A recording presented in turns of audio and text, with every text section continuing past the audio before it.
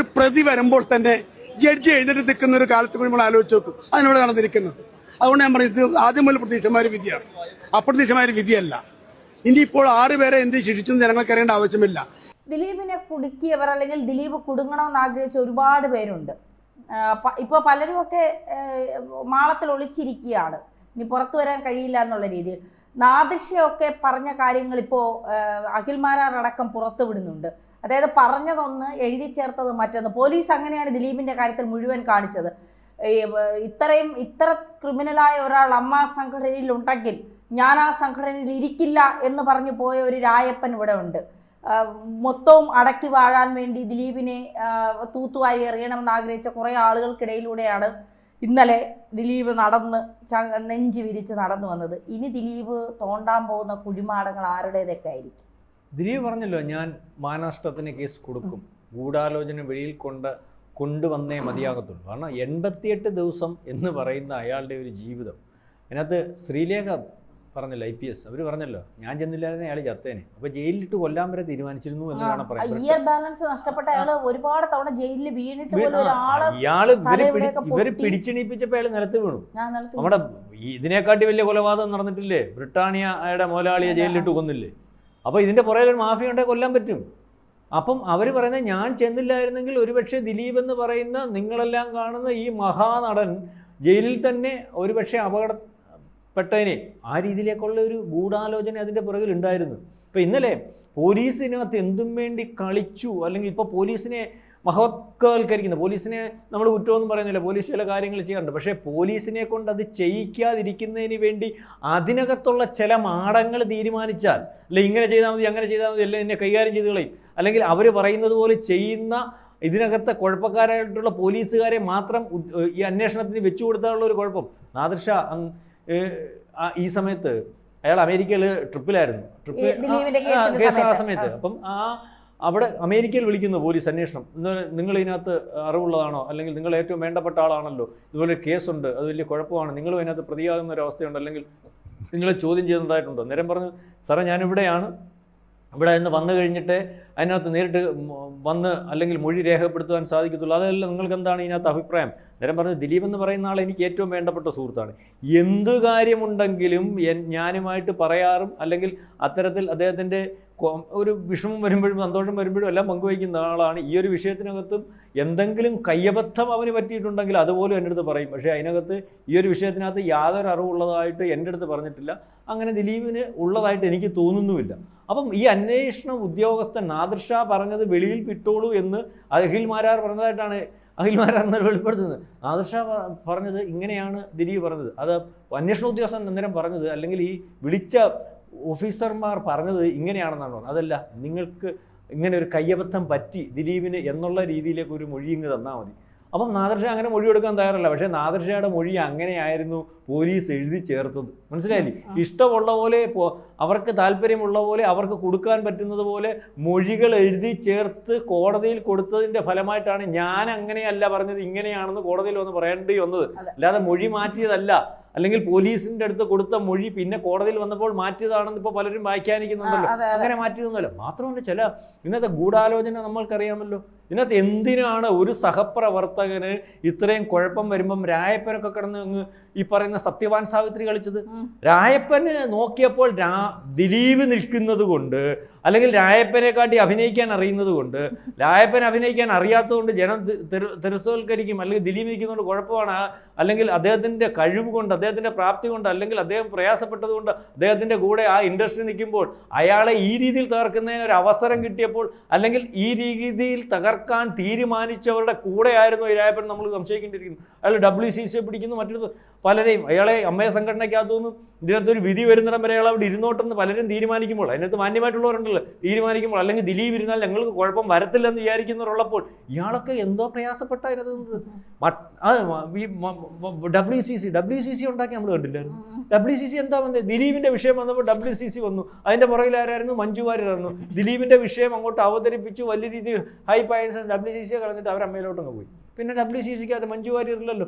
ഇനി WCC ഒക്കെ അങ്ങ് തോളിലേറ്റിക്കൊണ്ട് നടന്ന ആളാണല്ലോ ഈ പറയുന്ന ഈ രായപ്പൻ ഉൾപ്പെടെയുള്ളവർ. അതുപോലെ തന്നെ ഈ മാധ്യമ പ്രവർത്തകർ ഇതിൻ്റെ അകത്തെ മാഫിയ ബന്ധം അല്ലെങ്കിൽ പൈസ ഒഴുകുന്നതിൻ്റെ ഒരു കാര്യം കാണണമെങ്കിൽ പ്രധാനപ്പെട്ടതെന്ന് വിചാരിക്കുന്ന ജനം വിശ്വസിക്കുന്ന പ്രധാനപ്പെട്ട ചാനലുകളെ വൃത്തിയായിട്ട് കാര്യം പറയാൻ അവതരിപ്പിക്കാൻ അറിയുന്നവർ മൊത്തം ഈ വിഷയത്തിനകത്ത് ഇന്ത്യയെ അല്ലെങ്കിൽ ജുഡീഷ്യറിയെ മൊത്തം തകർക്കുന്ന രീതിയിൽ നിങ്ങൾക്ക് അംഗീകരിക്കാൻ പറ്റത്തില്ല. അതിനകത്ത് മൊട്ട പറയുന്നു, വിനു ബി ജോൺ പറയുന്നു, പിന്നെ ഇപ്പം ഏഷ്യാനെറ്റ് അകത്തുള്ള എവിടെ പേരെന്നാ ഈ ഏഷ്യാനെറ്റിനകത്ത് ഒക്കെ നമ്മുടെ റിപ്പോർട്ടറിനകത്തൊന്നും ഇപ്പോൾ ഏഷ്യാനെറ്റിനകത്തോട്ട് വന്നത് ഉണ്ണി ബാലകൃഷ്ണൻ്റെ ഒക്കെ ഒരു മരണോപ്രാളം കാണണം. എന്തിനാടാ ഇവനീ കിടന്ന് മരണോപ്രാളം എടുക്കുന്നത്? അയാളാണോ ഇതൊക്കെ തീരുമാനിക്കുന്നത്? ഇവിടെ കുറെ മാധ്യമത്തിനകത്ത് നയിക്കുന്ന ഇതുപോലെ മൊട്ടയരുണും വിനു ജിമ്മി ജെയിംസ് അല്ലെങ്കിൽ ഉണ്ണി ബാലകൃഷ്ണൻ ഇവരെല്ലാം കൂടെ അങ്ങ് തീരുമാനിക്കണം കേരളത്തിലെ മുഖ്യമന്ത്രി എങ്ങനെ നടക്കണം, പ്രതിപക്ഷ നേതാവ് എങ്ങനെ നടക്കണം, BJP എങ്ങനെ പോകണം, നടനെ ആര് ശിക്ഷിക്കണം, ഇവർ ജഡ്ജിമാരാ. ഇല്ലെങ്കിൽ ഇവർ തകർത്തു കളയും കേട്ടോ. രാവിലെ തൊട്ട് വൈകുന്നേരം വരെ ഒരു പ്ലാറ്റ്ഫോം ഉണ്ടെന്ന് പറഞ്ഞുകൊണ്ട് തകർക്കുകയാണ്. ഇവനെയൊക്കെ പിടിച്ച് ജയിലിലിടണമെന്ന് സത്യം പറഞ്ഞാൽ ഈ പറയുന്ന ജുഡീഷ്യറിക്കെതിരെ അനാവശ്യമായിട്ട് സത്യസന്ധമല്ലാത്ത ഇതേപോലുള്ള കമന്റ് നടത്തി ജുഡീഷ്യറിയെ പൊതുമധ്യത്തിൽ സാധാരണ ഇതിനെപ്പറ്റി അറിവില്ലാത്തവരുടെ മുമ്പിൽ ഈ രീതിയിൽ അവതരിപ്പിക്കുന്നവർക്കെതിരെ നടപടി തന്നെ വേണം. ഇത് നിൽക്കണമെങ്കിൽ ഈ കേന്ദ്ര ഗവൺമെന്റ് ഒക്കെ എടുക്കുന്ന ചില നിലപാടുകളുണ്ടല്ലോ, ചില അതുപോലുള്ള നിലപാടുകൾ അല്ലെങ്കിൽ വരണം.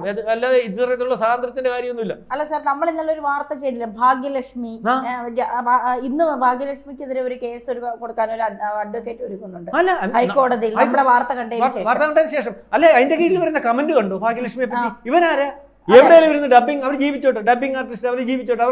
അവർക്ക് പ്രശ്നങ്ങളുണ്ട്, അവരുടെ വീട്ടിൽ കുടുംബ പ്രശ്നമുണ്ട്, അവരുടെ അല്ലെങ്കിൽ അവർക്ക് അവരുടെ ഭർത്താവിന് പ്രശ്നം ഉണ്ടായെന്ന് പറഞ്ഞാൽ ലോകത്തുള്ള ആളുകൾ മൊത്തവും ഇങ്ങനാണോ? അല്ല, 4 വർഷം കൊണ്ട് ഈ വിധി എഴുതി വെച്ചത് ഇവരെടുത്ത് എന്തൊരു മര്യാദ. അല്ലെങ്കിൽ ഇതാ അതുപോലെ ചില കോർട്ട് വക്കീലന്മാര് നിങ്ങൾ കണ്ടിട്ടില്ലേ? ചില വക്കീലന്മാർ ഇത് കോർട്ട് ഇട്ടിട്ടേ ഉള്ളൂ, കുത്തോ അറിയത്തില്ല, എങ്ങനെയും ജയിക്കുന്നതാ, കോടതി കേസ് ബാധിക്കാൻ അറിയത്തില്ല, എന്തോ അറിയത്തില്ല.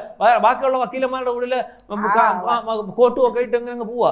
അപ്പൊ ഒരവസരം വന്നു ഇത് ഏറ്റവും ചർച്ച ചെയ്യുന്ന ഈ വരുന്നത് പോലെ ആൾക്കാരെല്ലാം ഈ കേസിനകത്ത് ആരൊക്കെയാണ് അതിനകത്ത് എന്നിട്ട് അവരും കൊടുത്തു, ഞാനും ഇവിടുത്തെ വക്കീല, വേറെ പറഞ്ഞു ഞാനും ഇവിടുത്തെ വക്കീല. എന്നിട്ട് ഇങ്ങോട്ട് ഇറങ്ങിയിട്ട് ഇന്നലെ വന്നപ്പം സോഷ്യൽ മീഡിയക്ക് ഒരു ഗുണമുണ്ടല്ലോ, ഏതവനും ഏത് എംപോക്കിത്തരവും പറയാനും അല്ലെങ്കിൽ എന്ത് പറഞ്ഞാലും വരും ഫേസ്ബുക്കിൽ ഇട്ടാൽ വേണ്ടി. അനുസരിച്ച് ഞാൻ ഇതിനെ അംഗീകരിക്കുന്നില്ല, ഇവരംഗീകരിച്ചില്ല എന്ന് വെച്ചു. അതിന്റെ പേര് ഞാൻ പറയുന്നില്ല, 1-2-3 എന്തുവാ കോടതി എങ്ങനെയാ കേസ് ബാധിക്കേണ്ടത്? കോട്ട് എടുത്തിട്ടാൽ കറുത്ത ഒരു ഉടുപ്പ് എടുത്തിട്ട് ആരെങ്കിലും ഒരു മൈക്ക് വെച്ച് വെച്ചിട്ട് എന്നാലേ എന്തെങ്കിലും കേസൊക്കെ ഇവരുടെ പേരിലുണ്ടോ? മരമണ്ട അവൻ ഏതാ, അവന്റെ അങ്ങ് വൈറലാവുക. അവൻ പറയാ ഞാൻ കാണാൻ വന്നിയാന്ന്. ആദ്യമേ ഈ കേസ് എങ്ങനെയായിരുന്നു അറിയാം, ഇതെല്ലാം അതിജീവിതരെ എനിക്ക് വനിതാ ജഡ്ജി വേണം, അനുവദിച്ചു ഗവൺമെന്റ്, വനിതാ ജഡ്ജിയെ കൊടുത്തു. അടച്ചിട്ട മുറിയിൽ വേണം സാർ, അടച്ചിട്ട മുറി ചർച്ച നടത്തുന്നിടത്ത് ഇവൻ എവിടെ ജഡ്ജി എണീറ്റ്? ഇവൻ കോടതി കണ്ടിട്ടുണ്ടോ? വെളിയിൽ നിന്ന് ബോർഡ് എഴുതി വെച്ചേക്കുന്ന പോലും കണ്ടിട്ടുണ്ടെന്നില്ല. ആദ്യമേ കോടതിക്കകത്തോട്ട് ജഡ്ജി വരുമ്പോൾ അവർ ഇങ്ങോട്ട് വരുന്ന സമയത്ത് അവർ എണീറ്റ് എല്ലാവരും തൊഴും, അന്നേരം ബാക്കിയുള്ളവർ തൊഴും. എന്നിട്ട് അവർ ഇരിക്കുന്നത് ഈ സമയത്ത് കാണും ജഡ്ജി എണീറ്റ് തൊഴുന്ന കണ്ടതായിരിക്കും. ഇവനെ അത് വരല്ല. ജഡ്ജി ദിലീപിനെ കണ്ടപ്പോൾ ഒരാളെയും കണ്ട ജഡ്ജി എണീക്കത്തില്ല. അത് ഏറ്റവും താഴത്തെ കോടതിയായാലും നമ്മൾ കോടതിയിലൊക്കെ പോകുന്നതല്ലേ, MLA കയറിയിരിക്കുന്ന കണ്ടുണ്ട്, മന്ത്രിമാർ കയറി നിൽക്കുന്ന കണ്ടുണ്ട്, വലിയ വലിയ ഉദ്യോഗസ്ഥന്മാർ കയറിയിരിക്കുന്നത്, മൂലാചാര്യവർ. അതാ നമ്മുടെ അത്ര പവറുള്ള ജുഡീഷ്യറിയെ സംവിധാനത്തെ ഇതേ രീതിയിൽ മോശമാക്കുന്ന ചില ആൾക്കാർ, ഒന്നും അറിയാൻ വയ്യാത്തവനെല്ലാം താരമാണ്. ഇപ്പൊ അതാ ഇന്നലെ തൊട്ട് കിടന്നു ഓടുന്നത്. എന്താണെന്നറിയാം, അത് ഓടണം. അത് ഓടിയാലേ നമ്മുടെ ജുഡീഷ്യറിയെ നമ്മുടെ സംവിധാനത്തിന്റെ അല്ലെങ്കിൽ സത്യസന്ധമായ പോക്കിനെ അങ്ങനെ അല്ലെന്ന് വരുത്തി തീർക്കുന്നതിന് വേണ്ടി പറ്റത്തുള്ളൂ. ഇതാ ഇഷ്ടം അവർ വിധിച്ചോളൂ. വെളിയിൽ നിന്നിട്ട് കുറെ ആൾക്കാർ കുറെ കാശ് കൊടുത്ത് കുറെ മാഫിയകൾ അവരുടെ താല്പര്യം ചാനലുകാർ പറയുന്നു, അതിനനുസരിച്ച് അവർ പ്ലഗ് ചെയ്യുന്ന കുറെ വക്കീലന്മാരെ, യൂട്യൂബർമാരെ അല്ലെങ്കിൽ മറ്റു പല ആൾക്കാരെ. മറ്റൊരു കാര്യമുള്ളത്, ഒരു വിദഗ്ധനായ ഒരു വക്കീല് പറയുന്നത്, നമ്മളെ വാർത്തകൾ സ്ഥിരം കാണുന്ന ഒരാൾ, അദ്ദേഹം നമ്മളെ വാർത്ത കണ്ടിട്ട് വിളിച്ച് സംസാരിച്ച് പറയുന്നതാണ്, ഈ കേസ് ഇങ്ങനെ നിലനിർത്തിക്കൊണ്ട് പോകുന്നത്, ഈ ചാനലുകൾ ഇത്രയും ഈ വക്കീലിനെതിരെ അല്ലെങ്കിൽ ജഡ്ജിക്കെതിരെ ഇത്രയും ഇത് പറയുന്നത്, ഈ വെറുതെ വിട്ട കേസിൽ വീണ്ടും പ്രതിയാക്കാനുള്ള ഇത് ഹൈക്കോടതിക്കോ സുപ്രീം കോടതിക്കോ ചെയ്യാൻ കഴിയും. കാരണം സൂര്യനെല്ലി കേസിലെ പല പ്രതികളെയും വെറുതെ വിട്ടിട്ട് പിന്നീട് ഹൈക്കോടതിയും സുപ്രീം കോടതിയും അവരെ പ്രതിയാക്കിയിട്ടുണ്ട്. അതേ രീതി ഇവിടെയും സ്വീകരിക്കാൻ വേണ്ടിയിട്ടാണ് ഇത്തരത്തിൽ ദിലീപിനെ ഈ വിധി ശരിയല്ല, ഇത് ശരിയല്ല എന്ന് ഇങ്ങനെ കോടതിക്ക് മുന്നിൽ ഒരു സമ്മർദ്ദം ചെലുത്തിക്കൊണ്ട്, കാരണം സമൂഹം ഇങ്ങനെയാണ് ചിന്തിക്കുന്നത്, കോടതിയിൽ പോലും വിശ്വാസമില്ലേ എന്നൊക്കെയുള്ളത് കാണിക്കാനായിട്ട് അപ്പൊ ദിലീപിനെ വീണ്ടും ഹൈക്കോടതിയിൽ ഇവർ അപ്പീലിന് പോകുമ്പോൾ കോടതി അല്ല ഇതിൽ സംശയാസ്പദം ഉണ്ട്, അതുകൊണ്ട് ഒന്നുകൂടി അന്വേഷിക്കാം എന്ന് പറഞ്ഞാൽ അന്വേഷണ സംഘത്തെ വീണ്ടും വച്ചാലും മതിയല്ലോ, ദിലീപ് വീണ്ടും പെട്ടില്ലേ. അപ്പൊ ആ രീതിക്കാണ് ഇവർ കൊണ്ടുപോകണമെന്നാണ് ഈ അഡ്വക്കേറ്റ് പറയുന്നത്. അതിനാണ് ഈ കിടന്ന് കളിക്കുന്നതെന്നാണ് പറയുന്നത്. അല്ല, അതിലൊരു സാധ്യതയുണ്ട്. പക്ഷേ ആ സാധ്യത ഇവിടെ അടഞ്ഞു പോയിക്കൊണ്ടിരിക്കുകയാണ്. കാരണം ഇതേ രീതിയിൽ ഈ കേസ് 6 മാസം കൊണ്ട് അന്വേഷിക്കണം, തീരണം, അതിനകത്ത് ദിലീപ് ഇതേ രീതിയിൽ തന്നെ രക്ഷപ്പെടുമെന്ന് അറിയാവുന്നത് കൊണ്ടാണ് ഈ അതിജീവതയുടെ ഭാഗമെന്ന് നിന്ന് പ്രവർത്തിക്കുന്ന മാഫിയ സംഘങ്ങൾ അല്ലെങ്കിൽ നിഗൂഢ സംഘങ്ങൾ അന്ന് ഈ കേസ് ഓരോ പ്രാവശ്യവും ഓരോ തർക്കം വെച്ചിട്ട് ഈ കേസ് നീട്ടിക്കൊണ്ടുപോയത്. അറിയാമോ? എന്നുവെച്ചാൽ ഈ കേസ് ഇങ്ങനെ തന്നെ വിധിക്കും, ദിലീപിന് അനുകൂലമല്ലാത്ത ഒരു വിധി ഉണ്ടാവത്തില്ല എന്ന് കണ്ടു. പക്ഷേ ഇത് നീട്ടിക്കൊണ്ട് പോകണം, ദിലീപിൻ്റെ കരിയർ ഇല്ലാതാക്കണം. അപ്പോൾ വീണ്ടും ഇപ്പോൾ ഏറ്റവും അവസാനം വിധി വന്നപ്പം ജുഡീഷ്യറി മൊത്തം കുഴപ്പമാണ്. വീണ്ടും ഈ ഒരു സാധ്യത വരുന്നുണ്ട്. ആ സാധ്യതയ്ക്ക് സാധ്യതയില്ല എന്ന് വെച്ച് കഴിഞ്ഞാൽ ഇത് ഇഴകീറി പരിശോധിച്ചാണ് ഇതിൻ്റെ വിധി വന്നിരിക്കുന്നത്. അപ്പം ഇതിനകത്ത് നമ്മൾ പരിശോധിക്കുമ്പോൾ ദിലീപ് പറയുന്നു, ഞാൻ ഈ പറയുന്ന എനിക്കെതിരെ നടന്ന ഗൂഢാലോചന അത് പല ഉന്നത ഉദ്യോഗസ്ഥന്മാരുടെ മറവിൽ അല്ലെങ്കിൽ മാഫിയയുടെ മറവിൽ അല്ലെങ്കിൽ ഈ പറയുന്നത് പോലെ ഈ ഇൻഡസ്ട്രി കയ്യിലാക്കുന്നതിൻ്റെ മറവിൽ ഈ തേജോവധം ചെയ്യുന്നതിൻ്റെ മറവിൽ ഒക്കെ നടന്നത് ആരാണെന്നുള്ള രീതിയിൽ അതിന് വെളിച്ചത്തുണ്ടോ, അതിന് പുറകെ നിൽക്കും എന്നുള്ള കാര്യത്തിൽ യാതൊരു തർക്കവുമില്ല. കാരണം അത് വേണമല്ലോ, ഇങ്ങനെ ആവരുതല്ലോ. അപ്പം അത് വരും. അപ്പം ഈ പറയുന്ന ജഡ്ജി എഴുന്നേറ്റ് എന്ന് പറയുന്ന വായി നോക്കിയും അല്ലെങ്കിൽ ഈ പറയുന്ന കൊടുത്ത മൊഴി തിരുത്തിയവനും അല്ലെങ്കിൽ ഇതിൻ്റെ മറവിൽ പെണ്ണുങ്ങളെ പിടിച്ചുകൊണ്ട് ഇൻഡസ്ട്രി പിടിക്കാൻ നിന്ന രായപ്പന്മാരും ഒക്കെ ഉണ്ട്. ഏതായാലും എല്ലാം വെളിച്ചത്ത് വരുന്ന ഒരു അവസ്ഥയിലേക്കാണ്. പക്ഷേ ഒരു കാര്യം ഈ ജുഡീഷ്യറി അല്ലെങ്കിൽ ഇത്തരത്തിൽ ഈ പറയുന്ന സംവിധാനങ്ങൾ ശ്രദ്ധിക്കണം. ഈ ജുഡീഷ്യറിയെ ഉൾപ്പെടെ ഏത് രീതിയിലും ഇഷ്ടമുള്ള രീതിയിൽ താല്പര്യത്തിന് അല്ലെങ്കിൽ അവരവരുടെ താല്പര്യം സംരക്ഷിക്കാതെ വരുമ്പോൾ മോശമാക്കുന്നവർക്കെതിരെ കർശന നടപടിയുമായിട്ട് മുന്നോട്ട് പോയില്ലെങ്കിൽ ഈ രാജ്യത്ത് അല്ലെങ്കിൽ ഇതിപ്പോ ആരെയാ മോശമാക്കുന്നത്? ദിലീപിനെ അല്ലല്ലോ, അത് ഈ സംവിധാനത്തെ അല്ലേ. ഇവിടെ ഇതൊന്നും ശരിയല്ല, ചിലർക്ക് പൈസ കൊടുത്താൽ എല്ലാം കറക്റ്റ് ആവും എന്നുള്ള രീതിയിലേക്കുള്ള രീതി, അതിന് മാറ്റം വരണം.